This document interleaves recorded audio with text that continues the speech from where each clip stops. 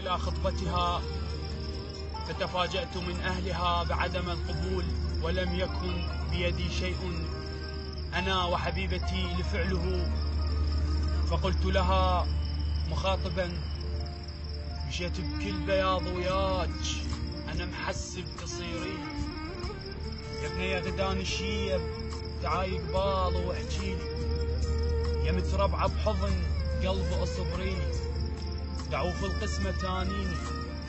هل تشردون بس يلطوج ما يدرون ترديني، تخليني أعيش وياك وافرح بيك واتهنى، هذول الرادوا يزفوك جمر مالتهم الحنة،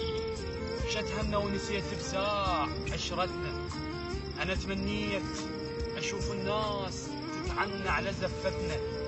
يا خي عونك الحقيني أنا وحيد تركتيني،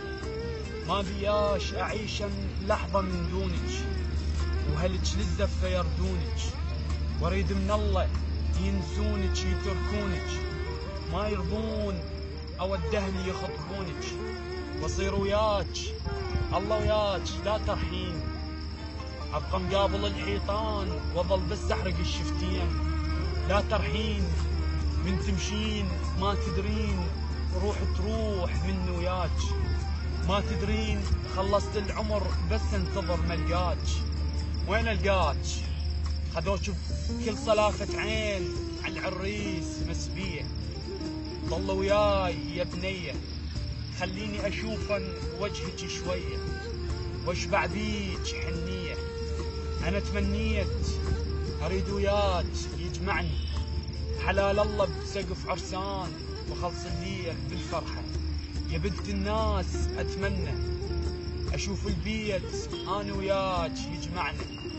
واريد القعدة تبرالي واشوفك انت واطفالي، يا برحية ارجعيلي، أنا العاشق وحب سنين تالي شلون